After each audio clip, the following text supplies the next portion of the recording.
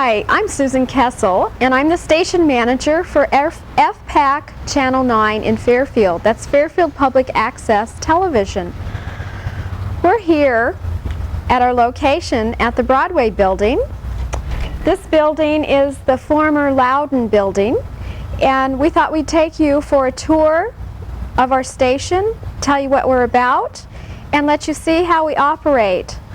So come along today and join me for a tour of the Fairfield Public Access Television station.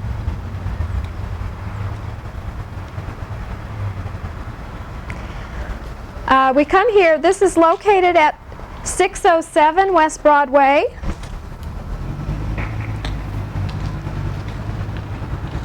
I'll let my cameraman in.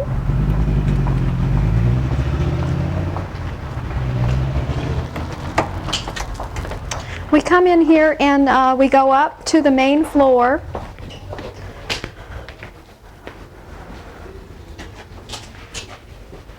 This is a busy place. We really have a lot of people coming and going. We can look here on our directory. They have about, I'd say, 25 businesses or operations in the Broadway Building at this time. We have across the hall as we enter here the LISCO, the local internet service company. And here in the middle of the main floor is a restaurant, the West End Cafe. This is a popular place for noon and evening and features different foods. It's a wonderful place. Over here, currently this room is a hairstyle place, and across the hall we have the Weekly Reader. This is their home where they operate out of, and down the hall we have Randy's Gym and a sculpture studio and Rainbow Weavers, a lot of different types of businesses. When we come in here, we're going to head up the stairs, and it's always nice to take a look at the bulletin board, and you can find out a lot of stuff that's going on around town, a lot of interesting activities and fun things. Notice we have on there, we want videos produced by you for FPAC Channel 9. And then we begin our trek up our 3 flights of stairs.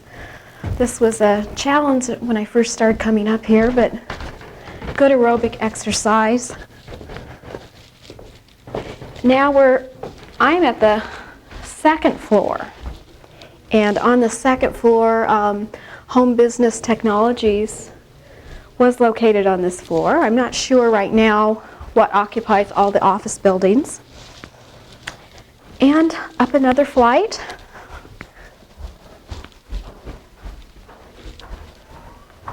When you look around the building, you can imagine how this was used when it was the Louden Building. I'm sure it's pretty much the same.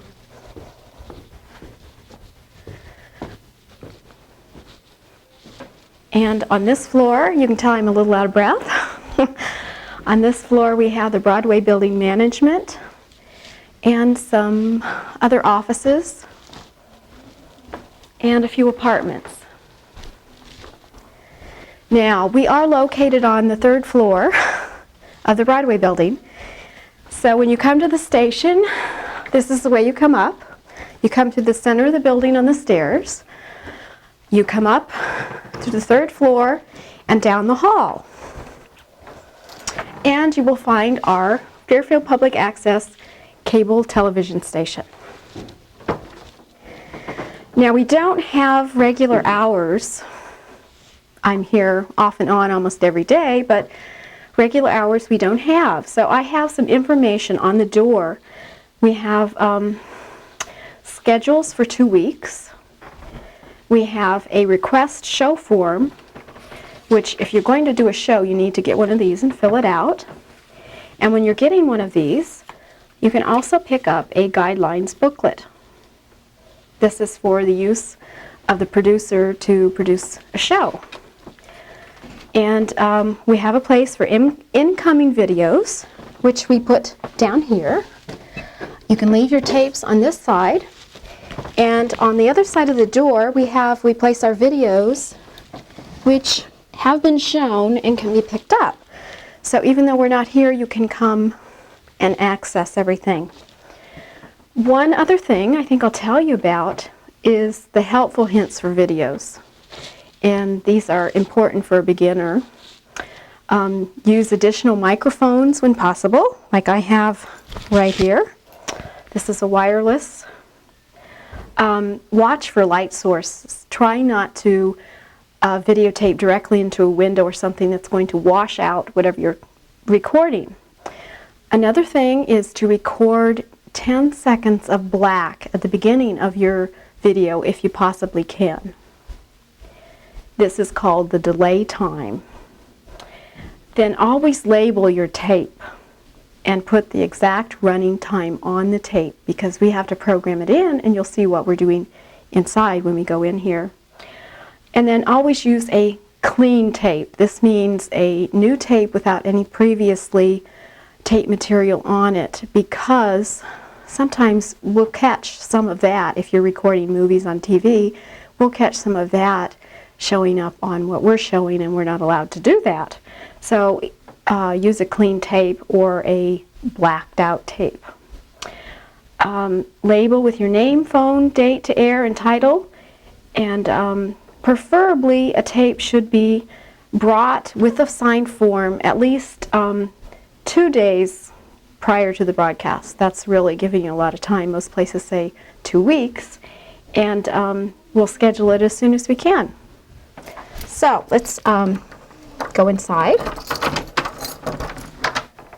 Welcome to the Fairfield Public Access TV station studio. This is it. Come on in. First of all, we have a little room here to the back of our studio. This was built as a sound booth room. Well, we don't have the sophisticated equipment to actually use this sound booth, so we store things in it, and then we also have this all-important modulator. This is what makes FPAC happens. This is from TCI. We're supposed to have 2 or 3 of these provided to the city so that we can broadcast from 3 different locations. Right now, Fairfield has 1. We would like to see 2 more in Fairfield, and this is what we need. So this is very important, our modulator. We'll come out here. Now this is our studio. Put my keys down. A lot of people say that when they come up here, they're so surprised at how small this room is. I don't know if I'm surprised or not, but we get by with doing a lot of stuff in here, storing a lot of things. We're getting a tape library where we store our Iowa history, our county fairs, Louden subjects, just a variety that we keep on hand. One thing is when we tape, we tend to not destroy the tapes. We keep them so that we have them as reference and history and can show them again. So tapes can be a big expense, even though you would think that you could record over them. We do tend to keep them. In this room, we have some things that have been donated. We have the sound baffles over here were donated at the beginning by Hawthorne Communications. And little things around the room also have been donated. The backdrop here is the set that was created for the play last summer, The Unsinkable Molly Brown. This is owned by the Fairfield Area Community Theater. They did not get sold, and this is one that I painted for the Lois Hills. And we think that makes a really great backdrop. We also have the ability to move this 3-panel screen to change things around, and we do welcome different groups or organizations, someone that wants to tape an interview or use a station to make arrangements and come up, and you're welcome to use this set anytime you want. Fairfield Public Access is just that. It is public access to the Fairfield community. It's free of charge to use the station studio, and we have volunteers to help you tape things. Richard Thompson is our video manager, and he does a lot of video recording for us, and he's doing that right now. He's taping with his camera. Another camera that he has up here, and this is something that a lot of you might have, is a camcorder. This one is a Handycam. It produces 8mm tapes, which are this size, rather than the regular VHS that you see in the stores. It's simple to learn to operate. Like I said, you want to learn to use the microphone, hook up, and most of these do have a place to plug in microphones. We do have some microphones available at FPAC that you can borrow and check out when you want to produce something for FPAC. We have available at the Fairfield Public Library a Access Producer's Handbook, which gives all kinds of hints and helpful information about producing a video for FPAC Channel 9. That's something that I should mention, is that basically Fairfield Public Access is meant to have the public produce videos.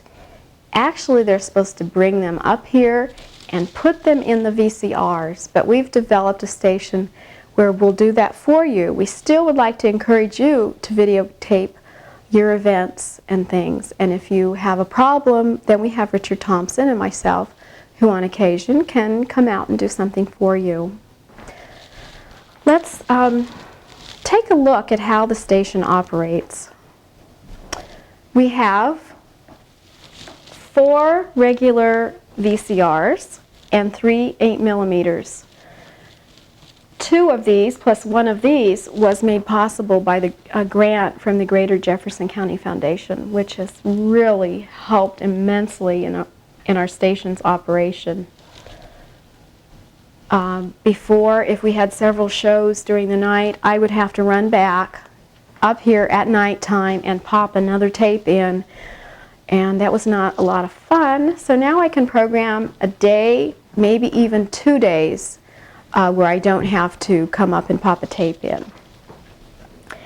Now, to help you understand the delay time and some of the things of why it's so important to mark your tapes correctly, I'm going to show you exactly what we have to do. We have to, let's see what this is. This is a basketball game taped by Jerry Allison.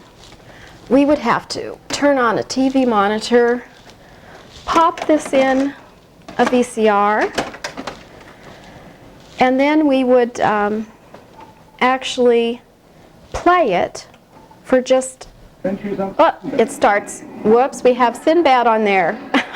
I don't know if you caught that, but this is a tape that did have some recording on there beforehand. So it has maybe 2 or 3 seconds of Sinbad, and then as we play it, I count the seconds until the programming starts.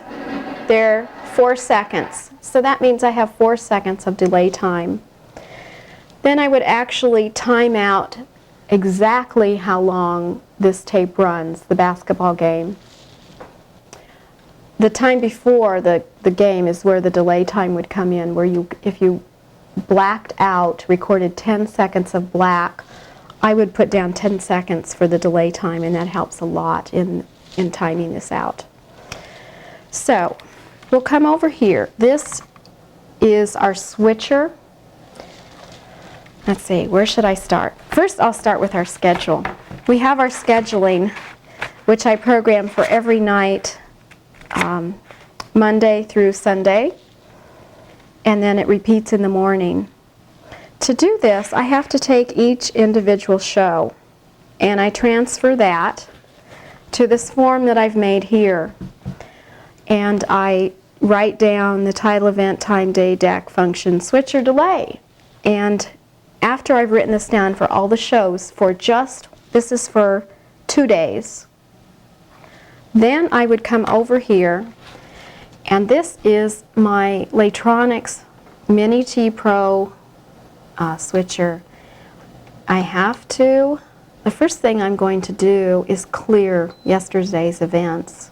Yes, I'm sure I want to clear it. Yes, I'm very sure I'm clearing it. And then I come back, and I'm going to set all the events. Now in doing that, the first event would be, say, chamber talk. Number 1, I want chamber talk to start at 7 o'clock at night. That's p.m. And that's on a Sunday, Monday. So I press in Monday. I go switch. It is in DEC 1, and I want it to play. I have to put the switcher connected to DEC 1, and then here's where the delay time comes in. I have to program this to say it's going to delay, say, 10 seconds. Then I come back, and event number 2 is for this program of chamber talk to go off, and I program in the same stuff. So I'm timing these players to come off and go on down to the second. Sometimes I goof up, and things flip on and off when I don't know. If I goof up in my scheduling here, or I happen to get the wrong tape in the wrong player or something, I can have a real mess, and I've been known to do that before. So Richard just commented, and Richard's been a lifesaver. Sometimes I'll goof up, and he'll have his TV on, and he'll come running up to the station and pop something out and pop something back in and fix whatever it is that I've goofed up. One of the big things that we wanted to show at our TV station, that we made a trip recently to Iowa City, and we are going to show that video immediately following this portion, is a scrolling system. The scrolling system is what you see on your television whenever you turn it on and we're not broadcasting a show. This is our rolling scroll. The music's provided by KSUI of Iowa City. And this is a system that started when our station started. And it's worked okay, but it's kind of been put together. And no one knows a lot about this Amiga computer, which I have to handle very gently because I'm always afraid I'm going to touch something and lose it all. I've done that. I know that from experience. So when I'm working on the scrolling and you're at home and you turn on the TV, you can actually see me doing this. I'll plug my mouse in here and I'll let you see what I mean. Now this is a real temperamental mouse also. I have plugged it in and wiped out everything. So I only do this when I have to. Now I would click, there, thought I lost it. Then I come over and click on this and click 2 times on there. Now I'm actually live on the air. The people at home right now can watch this. And it used to bother me, but now I don't care. So I come over here and open a file. This one is called Paul Test. Click twice. Now I'm inside of the information, and I come in here and I make all my changes. That's telling it what to do. I can make all my changes in here. There are a lot of limitations with this program. I can only type over to about here When I get past that, I get a jumbled mess. What else? This program is very limited. The colors are set to what they are. I have no ability to change them. I have no ability to change the font, to add any graphics, anything. And the biggest problem with this is that I'm afraid I'm going to lose it every time I use it. Now I'm going to save this and get out of here so I don't goof it up. But the reason we visited Iowa City is we would like to replace this scrolling system. When we were there, they had a wonderful scrolling system called an Amiga with a Scala with it. Here, let me finish doing this. I'm quitting and getting out. So we would like to get this new system because this is what the public sees every time it turns on the TV. It has great capabilities. We could have graphics and things flashing and fonts and a scanner where if you brought us a poster, we could actually scan it and put it on the television and we could see your event. Let me finish this. This is scary. Oh, did I goof? No. There. Richard is smiling because he can't believe I'm doing this. And it makes this noise, and hopefully that I want to grab and take this mouse out very quickly because that controls the speed of the scroll that's going around, which sometimes it calls and say, slow it down. I can't read that fast. So I carefully put this back. So our goal for this year is to get a new scrolling system for the community to share community communication, share our events with the community. If you would like to contribute, we welcome any donations. We are nonprofit. It would be tax deductible. We are organized under the city of Fairfield. We have 7 board members at present that run our committee and make decisions for our operation. I'm the station manager, and Richard Thompson is our video productions manager. The public is welcome to use the FPAC station whenever. We're not like a regular television station. You have access here anytime. Right there we have an Agape Land show. So we do have public participation. We have a lot of things on our wish list. Microphones, more microphones, wireless ones. We have a Videonics, an editing system to edit some of the shows that we put together to make more professional. This is on our wish list. We do have our first completed system of 7 VCRs that does limit it. It is wonderful, but it does limit us to the numbers of shows that we can show.